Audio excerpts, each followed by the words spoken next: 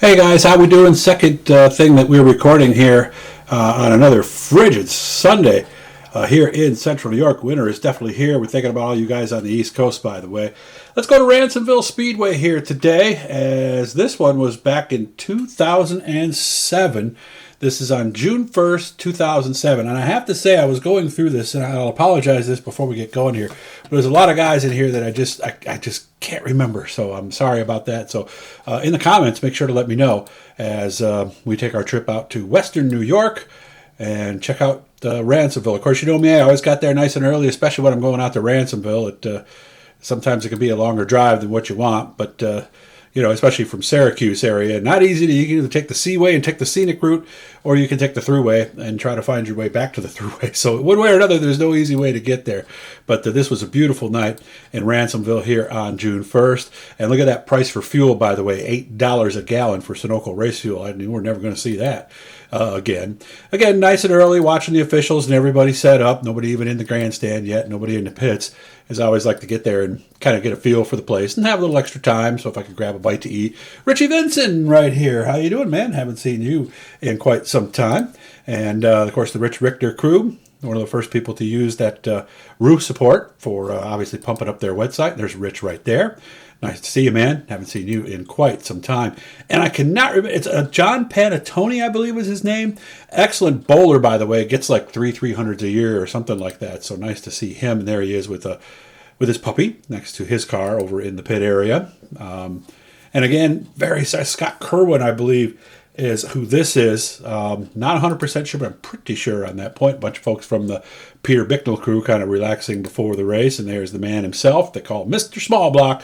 And you obviously don't get a nickname like that without winning your share of small block races. Haven't seen him in quite some time either, so it'd be nice to get together with him once again and see how things are going. Things are getting a little busy now in the pit area at Ransomville. They'll be going on the racetrack, and there they are. There's Johnny Veach, by the way. Nice to see you, man.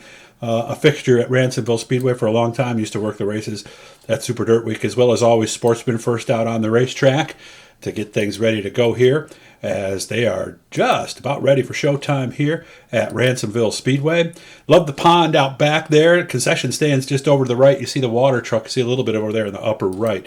But you got to have a pond if you're running a racetrack. Otherwise, you got to get water somewhere. So that's the most efficient way to do it. Lots of great looking street stocks always at Ransomville. Look at that. I mean, that's just a beautiful car. Monte Carlo. Nice F2 Camaro from the 70s style right there. Another Monte Carlo. And you can see that Nova there in the background, the blue and white one. And I mean, this is an era here in 2007 where stock cars are still stock cars. There's a Nova, and I think by 2007, I'm kind of surprised that there's any Novas that were left to survive at that point. One of the young drivers, I think this might be the younger Susie. I think that might be Austin Susie in that one. Tommy Flanagan's 7X right there. There's a nice looking stock car, huh? Again, this was such fun getting out to Ransomville, and I just like this shot because there's lots of layers to it. You got the car in front, and you got the safety vehicles, the people from the teams, and of course everybody in the grandstand.